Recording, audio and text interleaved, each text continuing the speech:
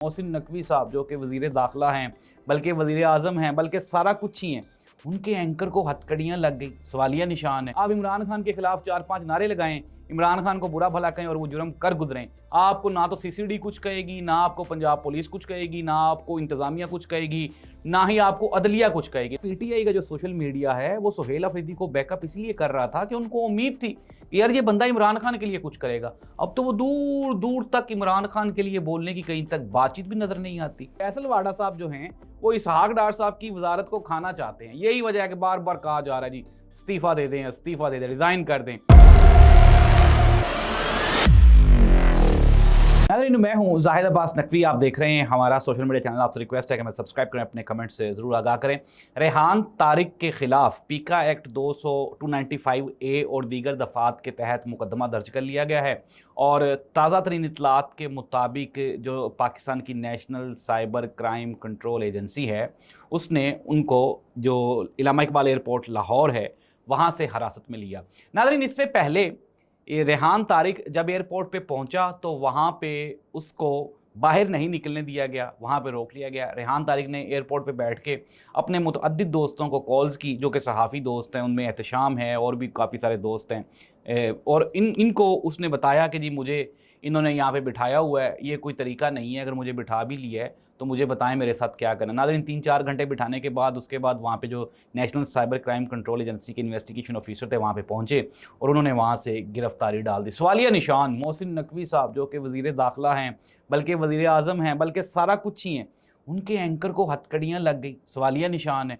बड़े हैरान कर देने वाली बात है। नाज़रीन, इसकी वजूहात क्या हैं? मेन रीज़न तो इसका ये है कि जवाद नकवी साहब के साथ मुहर्रमुल हराम में जो प्रोग्राम किया गया उसके तहत काफ़ी सारी एप्लीकेशंस थी national cyber crime control agency में रेहान तारिक के खिलाफ। फिर रेहान तारिक वो प्रोग्राम करने के बाद बाहर यूके चला गया था छुट्टियां मनाने के लिए। अच्छा, असल गेम ये नहीं थी, जब इसको यूके भेजा गया तो मोहसिन नकवी साहब की मर्जी से ही भेजा गया, क्योंकि ये कहा गया कि यार बातचीत नरम होगी तो फिर दोबारा वापस आ जाना।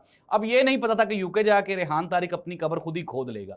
नाज़रीन, ये वहाँ पे गया, एक रैपर के साथ मिलके इसने वो कैदी नंबर 804 गाना गाया, वहाँ पे बल्ले बल्ले शाबा शाबा इमरान खान की हो गई और जो सरकर्दा ताकतें हैं वो रेहान तारिक से शदीद नाराज़ हुई। उन्होंने कहा तेनू घलिया की करंसी तो तू उत्थे भी जाके कैदी नंबर 804 के नारे लगवा आए हैं।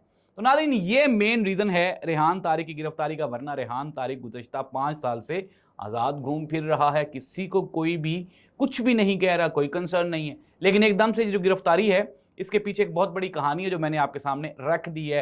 रीज़न ये है कि इस मुल्क में अगर आपने दुनिया का जितना भी बड़ा मर्जी जुर्म करना है, आप इमरान खान के खिलाफ 4-5 नारे लगाएं, इमरान खान को बुरा भला कहें और वो जुर्म कर गुजरें, आपको ना तो सीसीडी कुछ कहेगी, ना आपको पंजाब पुलिस कुछ कहेगी, ना आपको इंतज़ामिया कुछ कहेगी, ना ही आपको अदलिया कुछ कहेगी। लेकिन अगर आपने इमरान खान के हक में कोई बात कर दी और उसके बाद आप नमाज पढ़ते हुए पकड़े गए ना, उन्होंने कहना इन्हें वजू से ही नहीं किया होया सी, इसने जो रुकू किया है ना उसमें इसने कोई गड़बड़ की है। नाज़रीन, ये अलमिया है हमारे मुल्क का कि नौजवान सहाफ़ी है, उसने इतना कौन सा कोई तीर चला ली है, जो मुतनाज़ा गुफ्तगू हुई उसको लेके तो कोई गुफ्तशुनीद हो सकती है, उसके ऊपर एक और पॉडकास्ट की जा सकती है जो वहाँ पे मुतनाज़ा बातचीत हुई है। नाज़रीन, कंक्लूड कर लेते हैं रेहान तारिक की गिरफ्तारी, असल कहानी कैदी नंबर 804 का वो गाना जो उसने यूके में लोगों को सुनवाया। अब हम आगे बढ़ते हैं कि पीके हुकूमत बड़ी बुरी तरह फंस गई है। रीज़न यही है कि जब आप अपने असल मकसद से हट जाते हैं तो फिर आपके पास करने के लिए सिवाय तमाशों के कुछ भी नहीं रह जाता। अब ये जो ब्लू पासपोर्ट वाला मैटर है ये आहिस्ता आहिस्ता सुहेल अफरीदी और उसकी काबीना के गले पड़ना शुरू हो गया। अच्छा, एकदम से जितना भी सोशल मीडिया एकदम से सुहेल अफरीदी के खिलाफ आया। रीज़न क्या है? नाज़रीन, रीज़न इसके पीछे वही है जो मैंने आपको पहली खबर में भी बताया कि सोशल मीडिया, पीटीआई का जो सोशल मीडिया है वो सुहेल अफरीदी को बैकअप इसलिए कर रहा था कि उनको उम्मीद थी कि यार ये बंदा इमरान खान के लिए कुछ करेगा। अब तो वो दूर दूर तक इमरान खान के लिए बोलने की कहीं तक बातचीत भी नज़र नहीं आती। जितनी भी वफाकी काबीना के इजलास होते हैं उसमें वो भाई साहब टांग पे टांग रख के बैठे होते हैं और उनको वजारत आला का ना मज़ा आना शुरू हो गया। और यही रीज़न है कि उसने कहा है कि यार अब जो अपने मुस्तकबिल की जो बाकी मानदा ज़िंदगी है, बजाय इसके कि कप्तान के नाम पे गुजारें, अपनी मराहत के लिए कुछ ना कुछ कर जाएं। और यही वजह है कि ये जो मुतनाज़ा कानून है वो ना सिर्फ पेश किया गया बल्कि पास किया गया और अब ये जो कानून है उसके ऊपर सोशल मीडिया पे एक ओपन डिबेट शुरू हो गई है। नाज़रीन, मसाइल तो पीटीआई के साथ हैं, लेकिन चूंकि अवामी पॉपुलैरिटी है इसलिए कहीं ना कहीं चीज़ें कवर हो जाती हैं। अब नून लीग बेचारों के पास ना तो अवामी पॉपुलैरिटी है और ना ही उनके पास कोई और फेस सेविंग है।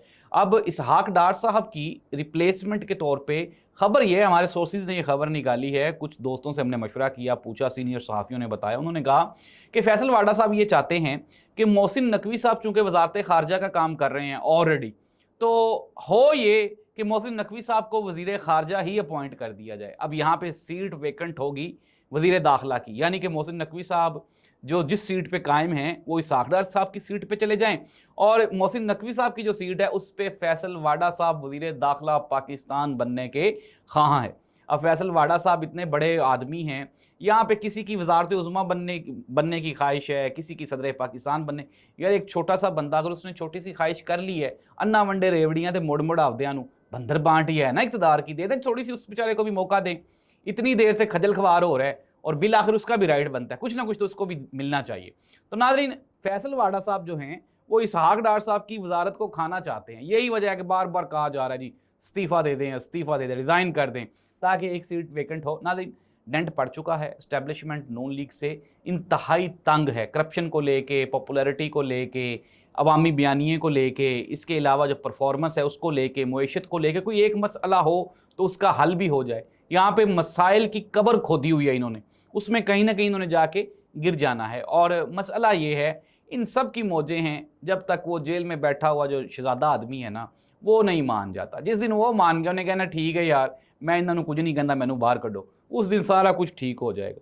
लेकिन वो हक पे खड़ा हुआ है, वो 4 साल से जितना जुल्म जबर बर्दाश्त कर रहा है, कैद तन्हाई में अपनी ज़िंदगी गुजार रहा है, इस मुल्क की आवाम के लिए ही कर रहा है ना, वरना तो वो अमीर आदमी था, बच्चों के पास जाता, सुकून से अपनी बाकी मानदा ज़िंदगी गुजारता। कंक्लूड कर लेते हैं, PMLN की पोजीशन आहिस्ता आहिस्ता कमज़ोर होती जा रही है, सूबे में भी और मरकज़ में भी। PTI गलतियां कर रही है, एज़ सुन एज़ पॉसिबल अगर इमरान खान की रिहाई के लिए कोशिश करेंगे तो बचेंगे, वरना फिर इनके लिए हालात सख्त हो जाएंगे। अल्लाह इस मुल्क को कौम का हामी नासिर हो। अल्लाह।